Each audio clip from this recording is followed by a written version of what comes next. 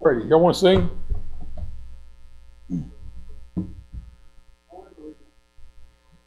Only what? Only if Marie sings, you'll sing? Page 163.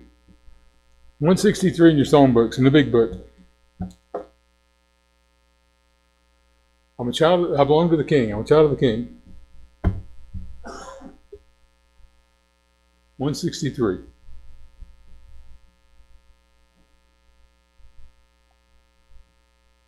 Here we go. I belong to the King. I'm a child of his love. I shall dwell in his palace so fair. For he tells of its bliss in yon heaven above, and his children its splendor shall share. I belong to the King. I'm a child of his love, and he never forsaketh his own. He will call me someday to his palace above. I shall dwell by his glorified throne.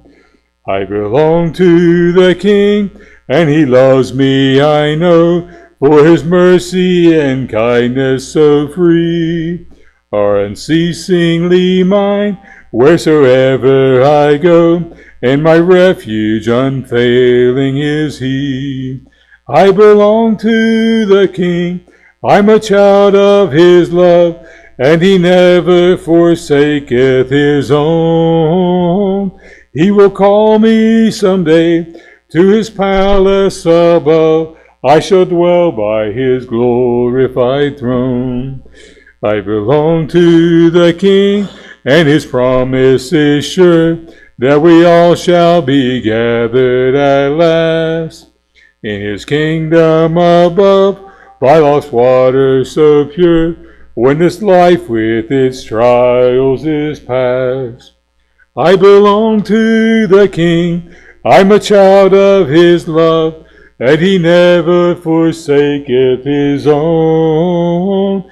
He will call me someday to his palace above. I shall dwell by his glorified throne. Very good. All right, let's go to the Lord in prayer. Does anybody have a spoken prayer, please? Okay.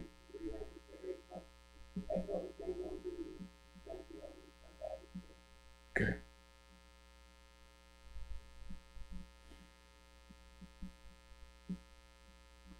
Okay. Anybody else? Shelley.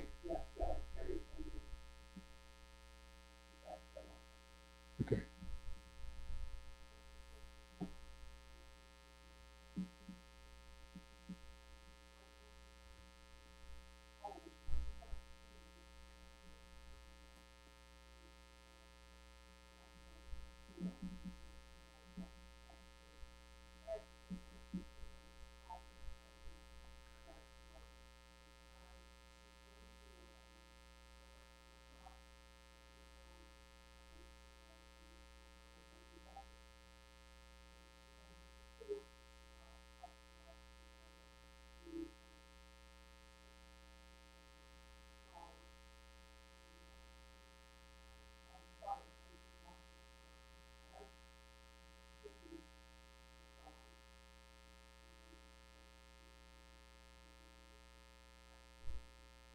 Okay.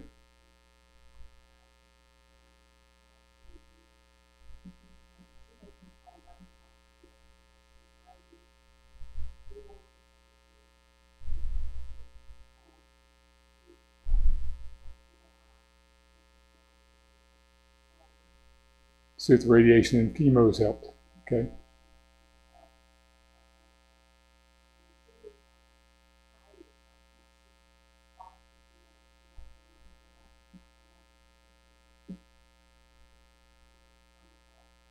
That's good.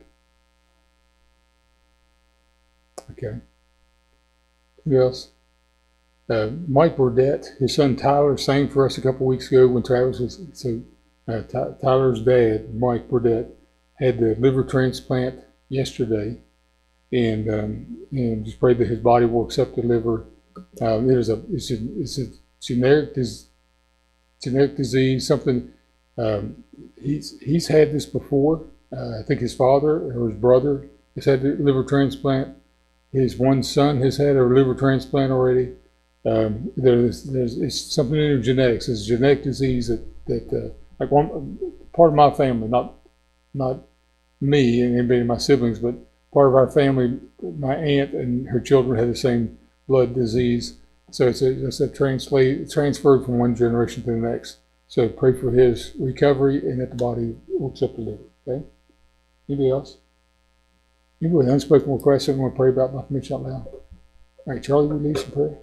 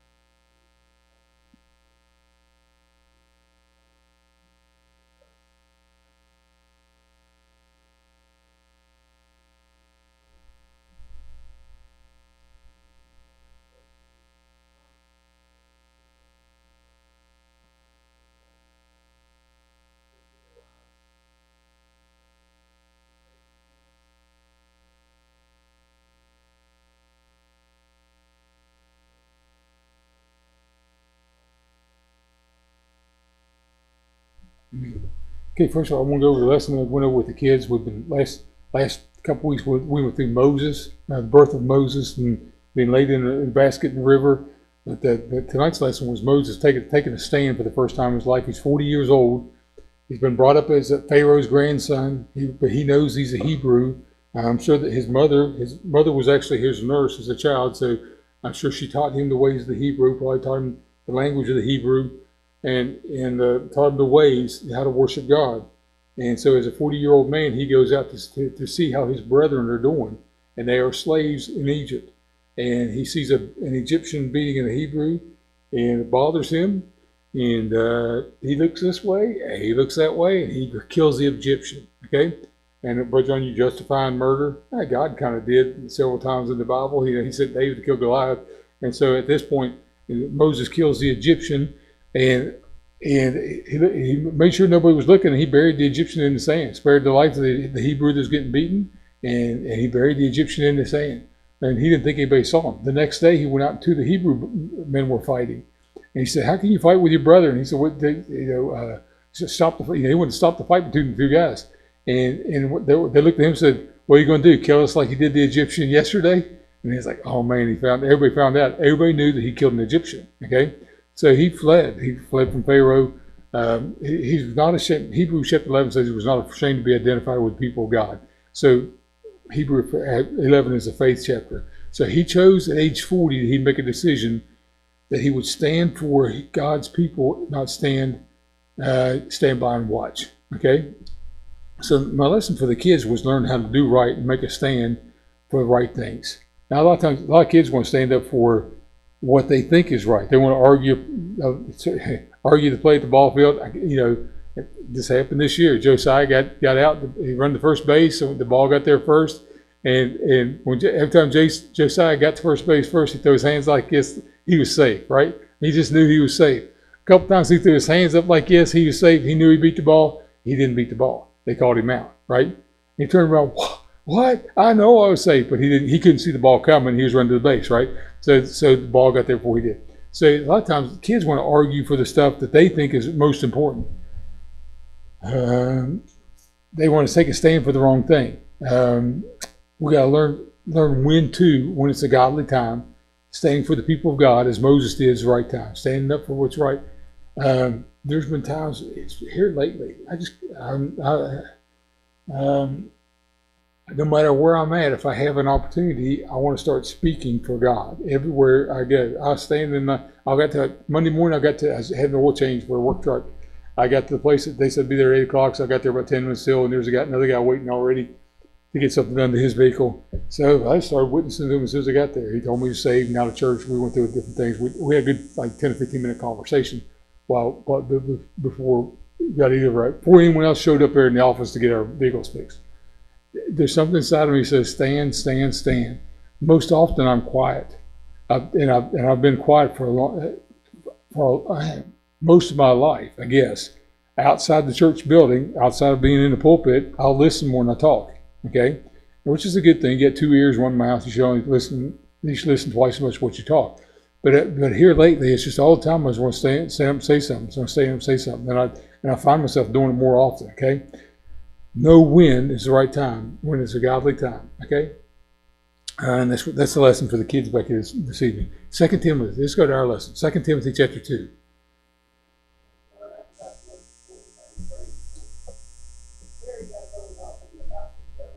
Yeah.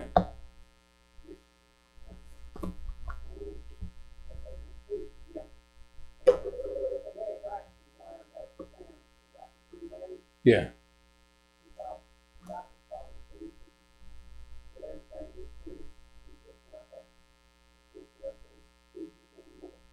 Very good.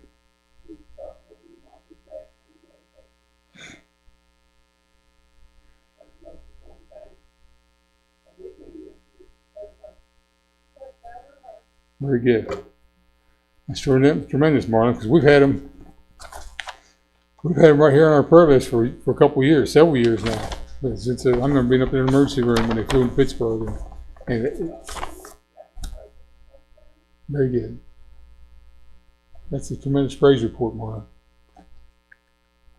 Yeah, anybody else with a praise report? We'll get the scriptures.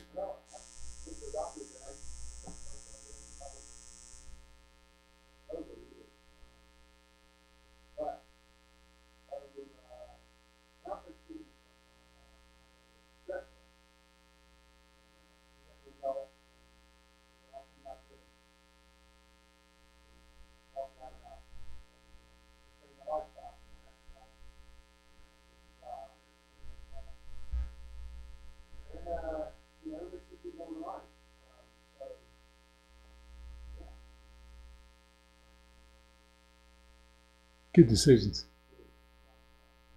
Very good. Hey, Jonathan. Anybody else? Praise report. Very good. All right. 2 Timothy chapter 2. As we already went through chapter 1, and we went through 1 Timothy. Paul's writing to Timothy. Paul's the older preacher writing to the younger preacher. Look at the 2 Timothy chapter 2, verse 19. We'll read a couple verses, 19 through 21. Nevertheless, the foundation of God standeth sure, having this seal, the Lord knoweth them that are his. Let everyone, we back up because of half the verses from 1 through 18 are talking about turmoil. We went through that in the last 2 weeks a lot. Chapter 1 and first part of chapter 2. A lot of Christians go through all turmoil, temptations, or whatever. Okay? Nevertheless, the foundation of God standeth for sure, having this seal, the Lord knoweth them that are his. And let everyone that nameth the name of Christ depart from iniquity. That means, what's iniquity?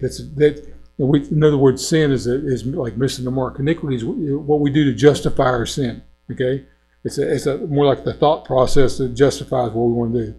In a great house there are not only vessels of gold and silver, but also of wood and earth, and some to honor and some to dishonor. If a man therefore purge himself from these, he shall be a vessel unto honor, sanctified and meet for the master's use, and prepared unto every good work. I want to talk about purging, and I want to talk about honor and dishonor. He said in its reference, God uses vessels of honor like gold and silver in the house. Okay, something that's very valuable, something that is profitable. They use vessels of dishonor, might be something made out of wood or stone, something that's just a tool, or something like that. Something that can be discarded. Wood, you can make another one, right?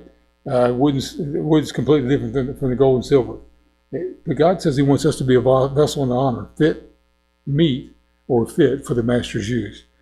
What happens to Christians a lot of times is they get caught up on the wood and the stone, okay? The stuff that doesn't really matter. the common arguments. Look back. We'll go back up a couple of verses. Verse 16 says this. But we read this last week or 2 weeks ago. But shun profane and vain babblings, for they will increase into more ungodliness. Profane, empty babblings, arguments. Look at verse 14. Of these things put them in remembrance, charging them to be before the Lord today. Strive not about words of no profit, but to the subverting of the hearers. Look at me for a second.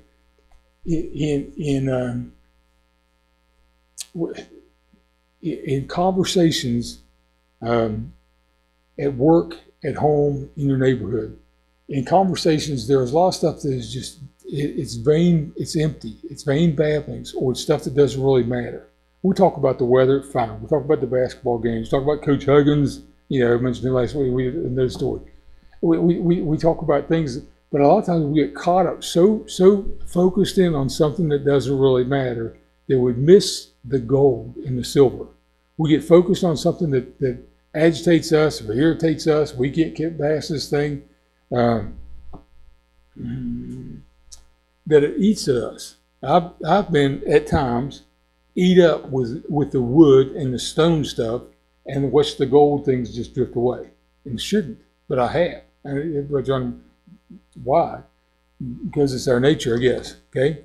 So verse 22 is going to tell us what to do. Okay, what to flee and what to follow. Okay.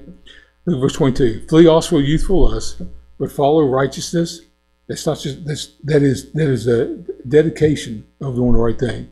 Flee also youthful lust, but follow righteousness, faith, charity, peace with them that call out on the Lord out of a pure heart. Okay.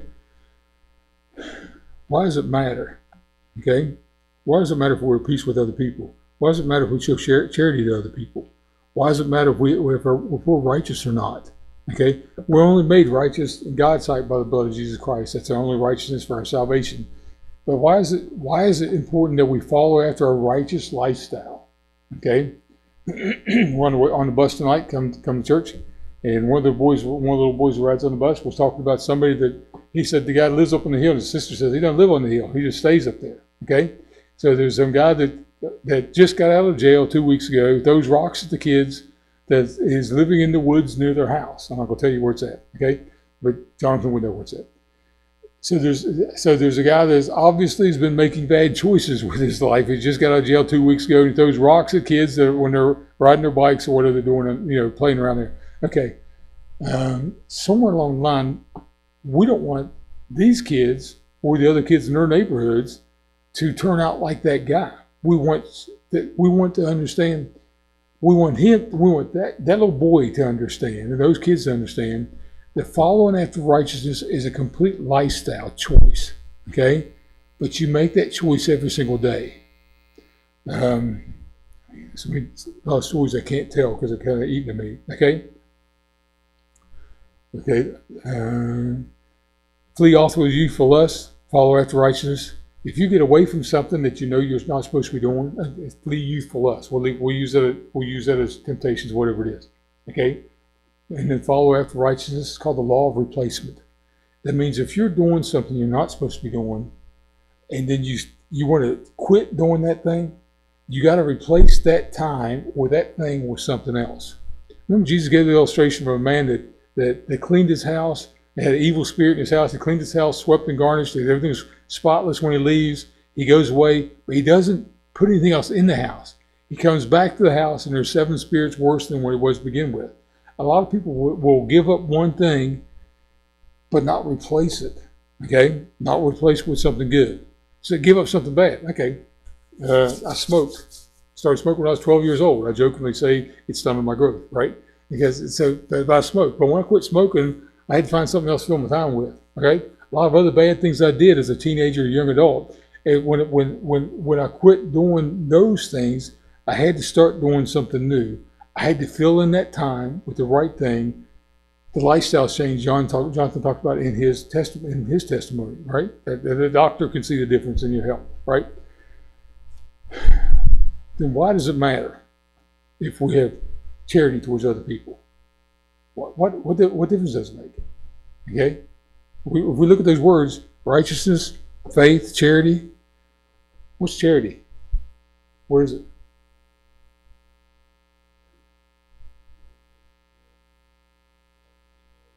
It's a 5. Okay. Okay. Charity actually, in that tense, is the word love. Okay. And it's loving people that don't deserve it, really, what it comes down to. Or helping people. And it comes in the process of not just saying I love you, it's in the process of helping people. And it's not a 501c3 tax deduction on your income tax thing. It's not just given to a charitable organization. It is actually doing something on purpose, doing something. Does it really matter that you give, that you do for somebody else? Does it really matter? Jonathan runs a bus, pick up kids. Does it really matter? Marie's back there nodding her head. Charlie? Okay. What are the age groups of those kids who are back there that are coming on the bus now? Most of them are 3rd through 5th grade. They're going into 5th grade, right? 3rd, 4th, 5th grade. If we get this end right, if we can teach them something, though we only get them an hour a week, then by the time they get in the 8th grade class and history class, they may want something that Charlie has as a teacher, right? If we can reach them, if we can teach them something, right? Okay.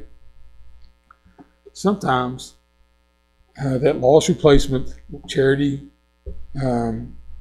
piece, that all comes in replacing the youthful us or what we were before, replacing that with something good, that we have a purpose or a calling. We'll read verse 24 to 26, okay?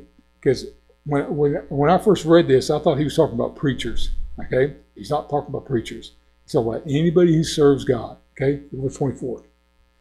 And the servant of the Lord, is that talking about the preacher only?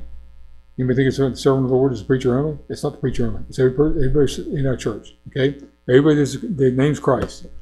And the servant of the Lord must not strive or be angry with people, but be gentle unto all men, apt to teach, patient. Well, John, that's not telling you what to do. No, it's telling you how to do it, okay? Be gentle with people. We had Father's Day a couple of weeks ago, and a couple of stories of my childhood that I rehearsed either here in church or privately, thinking about my dad. He was a gentle guy.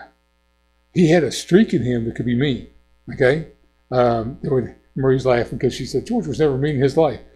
Ray, I don't know if you ever heard this story, but we were at Ripley at the farm, and my dad was the only adult male there. It was the evening time. There was a house up on the hill. Some teenage girl lived in the house. Her mom and dad had gone into town. I think they drank a lot. The parents had gone into town. The oldest one in the house was a teenage girl and her 2 little siblings about my age, maybe about 10 years old, 8 or 10 years old. And 3 adult males came out to molest the girl, okay, knowing that her parents were in town. They came out with those intentions, okay, and they'd been drinking. The 3 kids, they went out the back door, came over the hill to our house down the farm. Y'all been to the farm.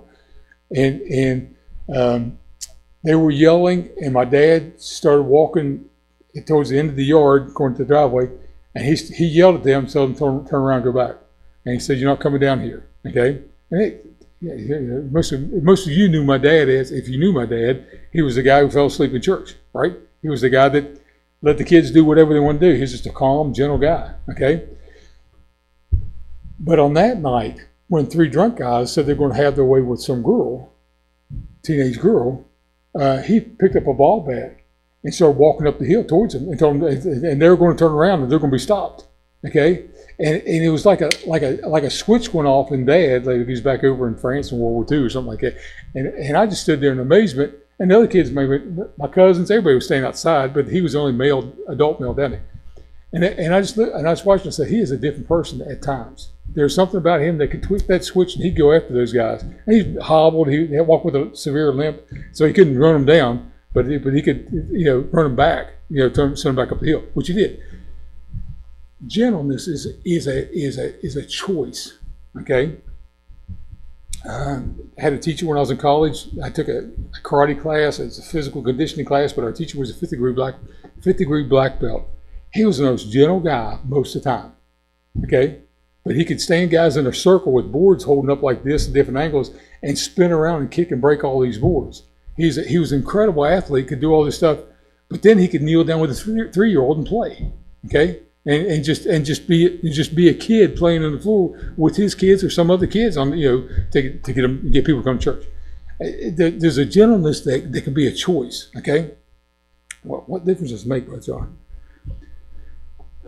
The servant of the Lord must not strive, but be gentle unto all men, apt to teach. That means you don't give up on those, you keep teaching them. Okay, patient, in meekness. This is big. In meekness, instructing those that oppose themselves. That means people that are making bad choices, and you're trying to help them anyway. Okay.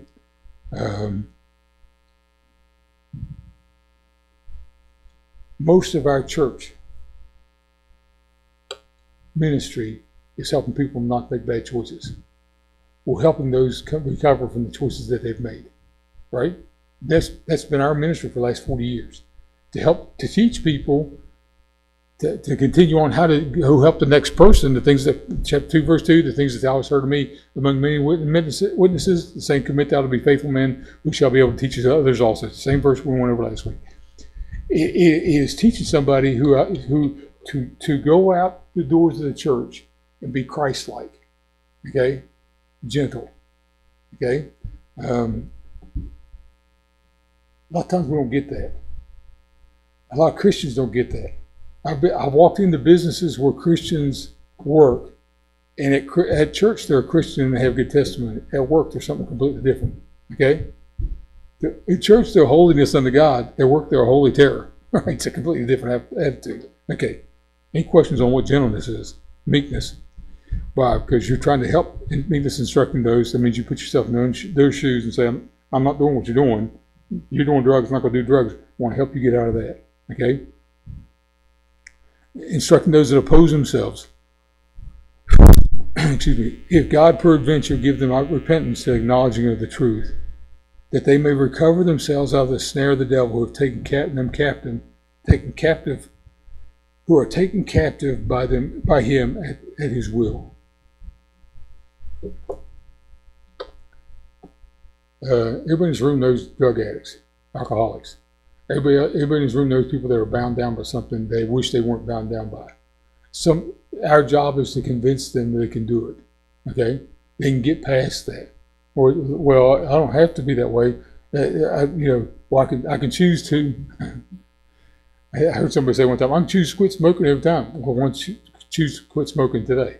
I can choose to quit drinking anytime. They had a beer in the hand when they said it. I said, why don't you quit drinking right now? It is a choice, our choice, if we're a servant of Christ, to help those people recover from who they are. Okay? And some people would say, that's just who I am. Okay. There's a man in Kentucky, I think it was in Ohio, in Kentucky last week, that shot his 3 kids in the head. You remember, hear that story on the news? Read that in the news. He executed his own children in their backyard. Okay? If he would say, that's just who I am, wouldn't you go back and say, couldn't somebody have reached him? Or did anybody try to reach him? The guy that shot his wife and then shot himself out there living next door to Mark had the transmission show, Eddie. Right? We tried to reach him. Right? Mark and I tried to reach him. Jared and I tried to reach him. Tried to reach the kids. Right? What difference does it make, Brother John, once you can't reach those people? I mean, the greatest life ever is trying to help somebody recover from who they are, who they think they can't get past. Okay? Charlie's friend Chuck was on here Father's Day. I like Chuck. I always have liked Chuck. Since he was a teenager and he came here and he laughed a lot. He was really funny. We played basketball. He came to church. For 30 years, not 30 years, 25 years, Charlie's been praying for him to come back to church. I was tickled to death that he walked in here, right? Just please. Why? Because he can recover from, well, John, does he have problems? Does he make problems for himself? I don't know. But he can recover from whatever has got him out of church dissatisfied with life. Okay? Or maybe he's completely satisfied with life, but it seems like there's something different. They think, I want him to have something more, right? Everybody we know, our neighbors, man, I can tell you how many people, up and down our holler, the people that have stopped. I've been to almost every door. I've been to every door in our holler, but almost everybody, there's a transition part of our holler where people move in and out. Every person in our holler knows I've knocked on their door and invited them to church. Almost every person in our holler has made a profession of faith. I think there's 2 that go to church, two families that go, that serve, they go to the church and serve. Everyone else, hey, I'll get back in church one of these days, okay? And I want them to recover, okay? I want them to recover from whatever got them out. Meekness, saying I could be in the same shoe. Oh, is it worth the investment? Sure it is. I use this illustration. One of my neighbors, years ago, I think he was always smoking pot every time I saw him. Not every time, every other time, but it was often. It's often enough that you know, you knew, okay? It's been years now. He's been in church. He doesn't come here, he goes somewhere. But it's been years. He was always a good neighbor, good guy, and for a neighborhood guy. But the change, there was not an instant transition, has been a positive change for years. Do you see it? Right? Great guy. Okay? In church, serving at his church, tells me stories about how he's serving his church. Well, John, that talk about serving the Lord, that's talk about preachers only. Like everybody in the church can be a servant in some capacity to find your role, to find your role in your family, your neighborhood, in your church family, and serve. Questions? But John, they're our enemy. They're not our enemy. Satan's our enemy. The person that's on drugs, the person that has caused problems in your neighborhood, your family, he's not your enemy. Okay? He needs help. We're supposed to be that help. Okay? Sometimes, I tell you a story. 40 years ago, we ran a bus at Canaan Baptist Church, and one of our adult male workers is probably in his 40s. Some little kid was mouthing off to the teachers and everybody else around him, and this man knew that child and knew that child's parents, and he grabbed that little boy and put him up against the wall like this. Okay? The kid was about 6 years old, something like that. And he put him up. I wouldn't recommend that now. You get a lawsuit on it, whatever. And back then, he wasn't going to get a lawsuit on it. And he put that little boy up against the wall like this. And he said, "We will not talk to these people that way. You will not talk to adults here that way." That boy was scared. Thought he was going, what the guy was, the dad was, that wasn't his dad. That dad who had a teenage son, he was never going to anybody. But he had that boy up against the wall enough to scare him. Okay? Help change that kid to be a better kid. Okay? Don't do that here. Don't throw anybody against the wall. We'll get in trouble with the lawsuits. Okay? All right. Let's pray. Thank you, Lord, for loving us. I pray that you help us be the servants we ought to be. Forgive us when we come short. Please use us for your honor. Glory this week as we go out. Help us be a witness for Christ we ought to be. In Jesus' name we ask. Amen.